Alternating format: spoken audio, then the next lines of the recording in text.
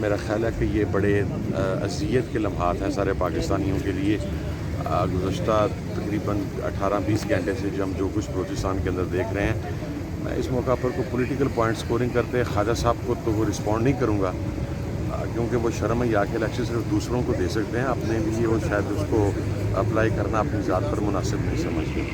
جہاں تک بلوچستان کا مسئلہ ہے، دیکھیں انتہائی دکھ کی بات ہے، تکلیف کی بات ہے۔ کل جو کچھ ہم نے دیکھا وہاں پر جو سویلینز تھے، ایون اس ٹرین کے اندر اگر کوئی سیکیورٹی اہلکار تھے، اگر کوئی سیکیورٹی کے جوان تھے، وہ ساری صورتحال تکلیف دہ تھی، انتہائی تکلیف دہ تھی۔ ہم گزشتہ 6 ماہ سے یہ بات چیختے چلے آ رہے ہیں کہ بلوچستان کے حالات جو ہیں وہ ہمارے کنٹرول میں نہیں ہیں۔ پرسنلی میں جانتا ہوں، میں نے اسٹینڈنگ کمیٹی انٹیریئر میں یہ معاملہ اٹھایا کہ قلعہ سیف اللہ سے لے کے چمن تک آپ کو ہر طرف طالبان کے جھنڈے نظر آتے ہیں، آپ کو وہاں پر ریاستی عملداری نظر نہیں آتی پریکٹیکلی گراؤنڈ کے اوپر۔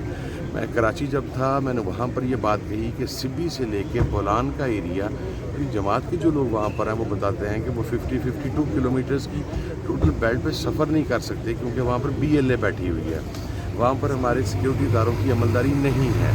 لیکن کسی بھی مسئلے کا حل مذاکرات کی ٹیبل پر بیٹھنا ہے، اور اس کا یہ مقصد ہرگز نہیں ہے کہ دہشت گردی کے کسی واقعے کو ہم سپورٹ کرتے ہیں۔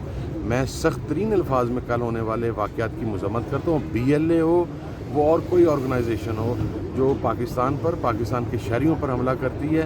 میرا خیال ہے ایسے موقع پہ ہمیں اپنے پولیٹیکل ڈفرینسز کو سائڈ پہ رکھ کے پاکستانیت کی بات کرنی چاہیے۔